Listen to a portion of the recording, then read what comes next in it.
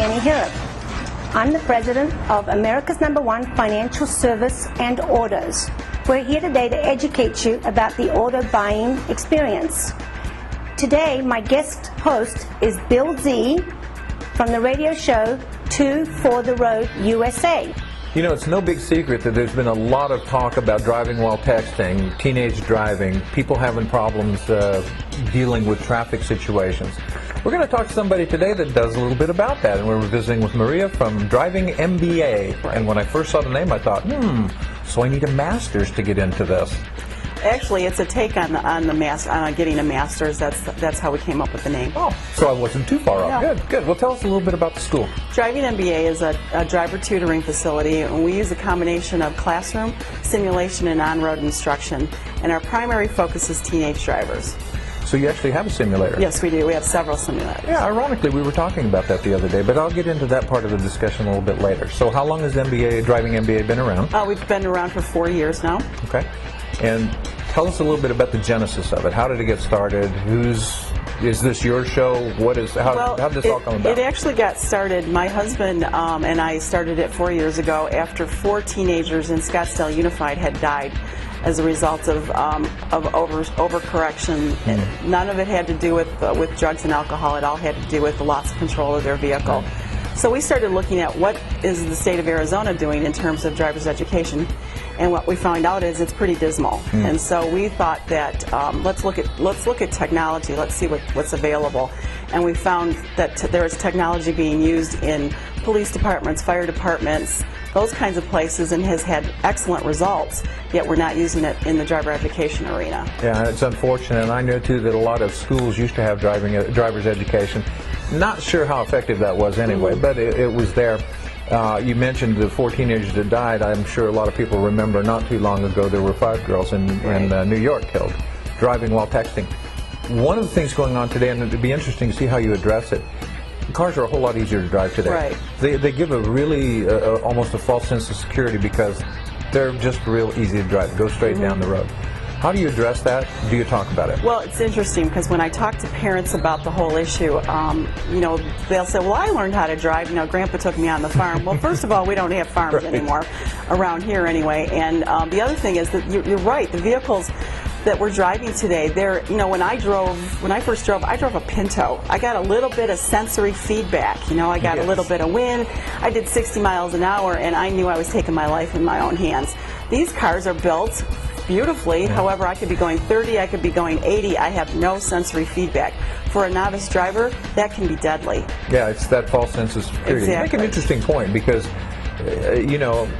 unfortunately, having gone to driving school a time or two in my life, not yours, I asked the question about speeding, and people are getting more and more speeding tickets because you just don't realize it. You're right. 60, 70 miles an hour today in a vehicle is just like cake.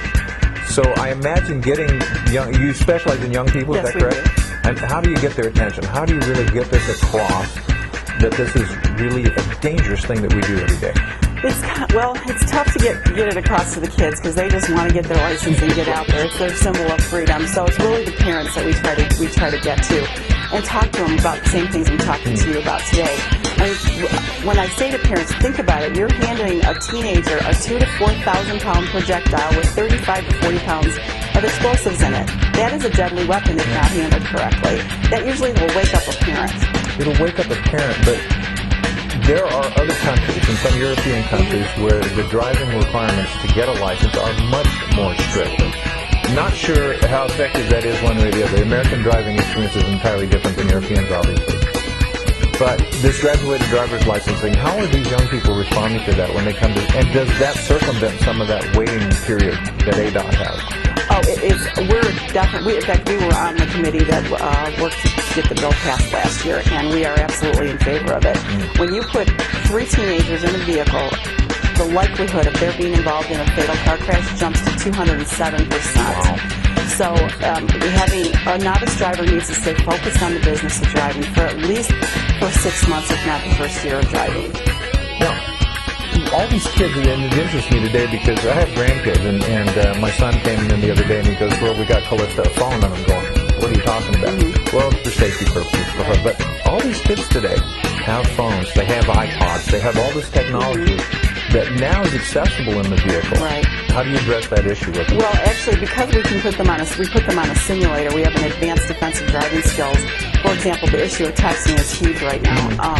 So what we do is we have scenarios built in where we'll have a student text, and within 53 seconds, anything out of the ordinary that occurs, they will crash. I can guarantee it. Interesting.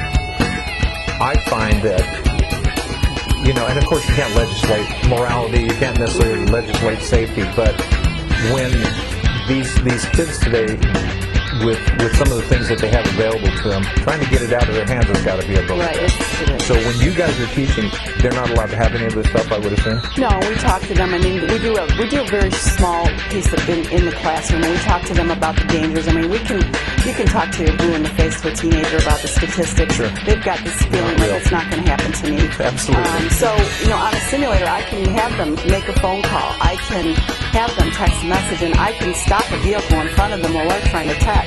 They get in a collision, and they go, oh, I guess I can't do it. It is so ironic that you mentioned that. Just a couple weeks ago on a radio show, we were talking about this whole issue, and one of the things I mentioned was people should have to work on a simulator. When they're going through your school and you throw these glitches up at it, they must accomplish a certain degree of capability before they are allowed to move on.